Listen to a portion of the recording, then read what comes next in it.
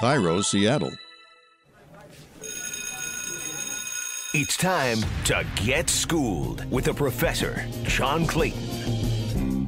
Welcome to Schooled with the Professor. Now, one of the subjects that's been coming up this week is, with Richard Sherman being on the trade market and nobody knows if he's going to get traded or not, is that, the dynasties or what you want to call Super Bowl runs, and how long can a team sustain that? And there's nobody better to talk about that to a guy that was in part of one down at the Dallas Cowboys in Gil Brandt, and of course has studied it for so many years and knows all about it. And Gil, first off, thanks for joining us. Oh, it's my pleasure. You know that. Okay, now, when you take a look at Super Bowl team runs, how do you kind of start it off as far as what is the cycle? What is the timetable that a team has to make Super Bowl runs? Well, it's very short most of the time.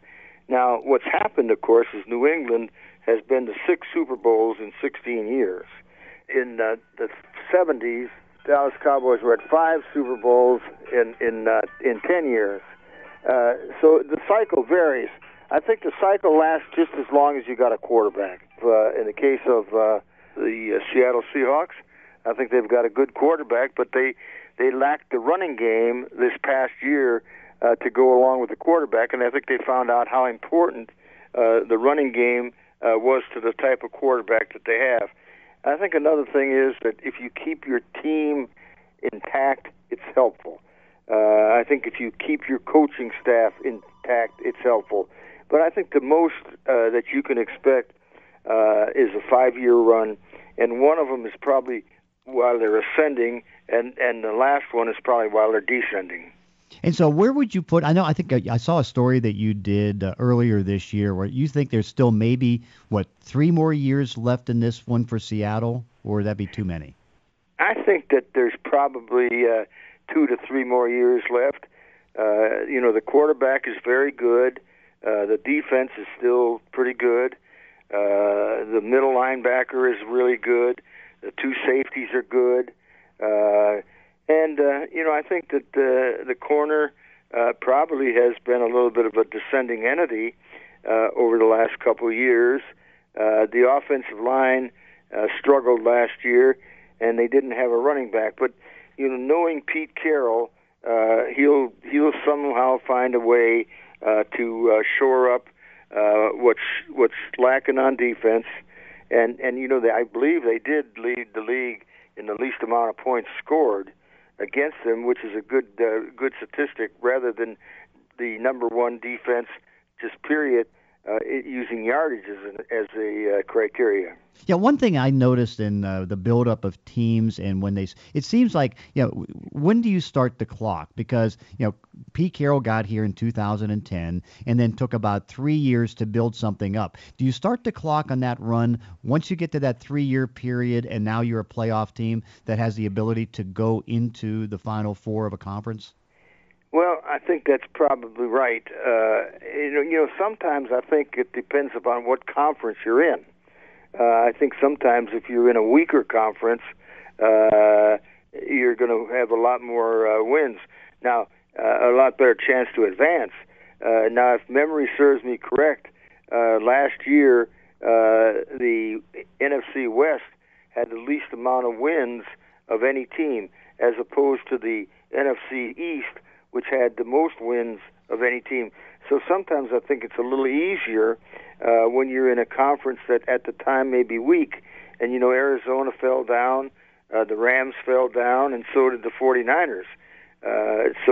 As long as those teams are down, then I think you have a chance to add another year to it. And that's why I came up with the 3-year deal. Yeah, because really last year, which was, I guess you could say disappointing for the Seahawks, they won 10 games, but it was so weird is that the opportunity was still there to maybe get to the Super Bowl, because what ends up happening is that they lose a game that over the game against Arizona on a field goal, and that now puts them. And wasn't it like a 6-3 score or something? Right, yeah. And so they lose that game, and then had they won it, they probably would have been able to play Atlanta at home in the divisional round. round, which give them a better chance to win. And then they would catch Green Bay at a time when Green Bay had 4 injured wide receivers and they had problems in the secondary. So they might have been able to sneak in, but that's one of those Al Davis ones where it's like sometimes you just go in there and you can steal one. Well, and when you go back to Green Bay as an example, not only did they have wide receivers that were hurt, they were having a wide receiver as a running back, Montgomery. Mm-hmm. Yeah, because and now the back who was injured at that time, Eddie Lacy, comes over to Seattle to see if he can at least get some more competition at the running back position. As you go through history now, I covered the Steelers, as you know, through the 70s, and I watched how that cycle goes. I mean, they get finally good by 74 to start getting back-to-back Super Bowl wins. And then you go through a little bit of a transition, which I guess Seattle has kind of gone through right now, where you have either some contract problems, guys start getting injured, this, that, and whatever. I mean, you start to have transition on the offensive line. And then in the case of the Steelers, the defense started getting old, but then the offense came on and kind of balanced it out so they could squeeze out 2 more Super Bowls. Could that be something that would be similar to what might be going on here in Seattle? Yeah, I think that could be. And Pete knows how to put together teams, and Pete knows how to motivate them to get the best out of them. And he must know something that none of us know about the running back he signed from Green Bay, who I think when he came in for the visit was like 260 pounds. What we have going now, John, is that free agency is really kind of a crapshoot, because when we have guys that are getting the kind of signing bonuses they are receiving, Khalil moved from Minnesota to Carolina with like a $12 million bonus. Sometimes there's a little self-satisfaction, and those kind of guys don't play quite as hard as they did prior to receiving a lot of bonus money, which almost every player now in free agency is receiving. Yeah, and that's the because it's hard to buy a championship, and you really don't see it happen. I know there's maybe 1 or 2 teams that slip through the cracks and do a good job, but it's hard to sustain. Giants last year came back and spent over $200 million on their defense, and their defense did well got better. with it. Yeah, great with it. Then the offense fell off. And you see what took place there is that the Rams let the wrong corner go instead of putting the tag on the guy that went to Giants. They put the tag on the other corner, and I think that the corner that went to the Giants probably played as good as any corner in the National Football League last year. And, of course, then they had to refranchise Trumaine Johnson, and I think they're shopping him around on trade possibilities. So, yeah, that's one of the big things that changes and you make mistakes on. So now, Richard Sherman, of course, in the news here with the possibility of being traded, and I think everybody kind of acknowledges it's going to be a tough thing to do to trade him. But if you would take Richard Sherman off of this team, how much would there be a drop-off? Well, he's a good player, and has been a good player. I don't know how much of a drop-off there would be. I'll tell you, I think as long as they retain the 2 safeties and the middle linebacker, that defense will be pretty good. So maybe there's a 10% drop-off, and if they won 10 games last year, 10% drop-off would give them 9 wins. I think that would put them in the playoffs and probably put them in first place and enable them to go back to the Super Bowl chase. One of some of the core group guys on this team between the ages of 28 and 31, particularly guys on defense. What ages do you start to worry about a team getting a little old in one area?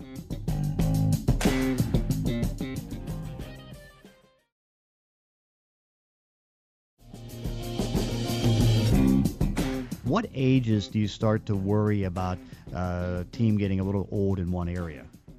Well, I think that there's certain positions that hit the wall at different years. And I think that when we're talking about defensive players, I think they start to hit the wall at 31, and they become descending players is what they do. I think the 28-year-old is still on the rise is what it is. But there's no question that defense is getting a little bit long in the tooth. But as I say, with Thomas and the other safety, boy, those two guys make up for a lot of age. Yeah, they really do. And, of course, in the case of Cam Chancellor, provides a lot of leadership. And then, of course, that's always going to be needed. What's your favorite memories of some of the best dynasties that you watched? Well, I thought that our Cowboy dynasty was as good as anybody's, really. And, you talked previously about the 70s and the Pittsburgh Steelers. I think we won more games in the 70s than they did, something like 114, 108 or something. But they won the Super Bowls. And so you got to say that Pittsburgh was a great dynasty. And I think that the other dynasty was the San Francisco 49ers. When Bill Walsh was there with both Montana, and they changed quarterbacks, and then with Steve Young. I think that was a great dynasty. I think that the Green Bay Packers, when Vince Lombardi started there, had a great dynasty going for him. And Vince came into a very, very good situation. He came into a quarterback that they had low expectations for, and he turned out to be very well. And then you get Horning and Taylor and some of those defensive players that played so well for you. So, right off the top of my head, those are three that I would think were pretty good. And as I said, I do think our Cowboy dynasty twice was pretty good. Where do you think the Patriot run is going to rank among the dynasties? Well, I think that what takes place is, are they successful again this year? Like I said earlier in the conversation, they've been to 6 Super Bowls in 16 years. It just seems like they're there every year. Is what it does. I don't know how you can. How long is Belichick going to coach? I think that Belichick is worth 2 wins a season, just with his coaching. And how long is Brady going to play? And there's a team that in the first half of the Super Bowl that you attended and I attended, boy, that offense was not very good at all. They scored 3 points at the end of the first half, and then in the second half, it was like, we can't get you out. But a little bit of that win, I think, has to be credited to what Atlanta did on offense right there at the end of the game. Instead of trying to run the ball and kick a field goal and get out, they tried to get cute and run and pass the ball, I guess, a couple times, and got sacked and had an incomplete pass. And all of a sudden it gave the Patriots time to come back, which they did. For the Seahawks to get in the conversation for real good dynasties, how much more do you think? Would they have to go to 2 more Super Bowls, 1 more Super Bowl, or what would they need to do? I think they probably have to go to 1 more Super Bowl. 2 would make them a cinch, but I think that 1 more, it creates a dynasty there. Now, this is a good draft, as you know, for defense, and I would imagine that they're going to be a concentrated effort with the 7 draft choices Seattle currently has to try to get as many defensive backs and maybe a linebacker or a defensive lineman. What can they acquire this year that could give them a little bit more of a boost? Well, let me say this. Here's the thing about this draft, and you've been around a long time and are very good at what you do. I think this is the most unusual draft that I've ever been through. I say that because there's so much depth in this draft, and it's almost like the 11th or 12th ranked player and the 51st ranked player are almost the same. And I think that if a team that drafts well, and they do very well in the draft, I think the team that drafts well, they're going to have a giant advantage in this draft, is what they're going to do. And I think you see New England already felt that way by getting players and getting out of the first part of the draft and getting some extra picks in the second day and third day of the draft is what it amounts to. So I think that they have a chance to help themselves, especially on defense as at a corner or safety. I'm not sure they'll help themselves anywhere with linebackers. Because there's not that many great linebackers in this draft, and I think the ones that are good will be gone early before, I guess they get the 26th pick in the draft. They'll be gone early. But with the 26th pick in the draft, I wouldn't be a bit surprised to see them take a linebacker if one of those 3 or 4 that are really good are still there, or a defensive back with that pick. So I think the future, because of what they may get for for the defensive back in additional draft choices, and I don't see them getting a first like they're supposedly asking for, a first and a third, and a player that was without a high cap number. I don't see that happening. But I think as long as you have a quarterback, and I think as long as you have a coach like Pete Carroll, who I think is one of the best, then you've got a chance. Hey, Gil, it's great catching up with you. Looking forward to seeing you in Philadelphia for the draft, and so thank you so much. Hey, it's always a pleasure, John. Thanks for having me.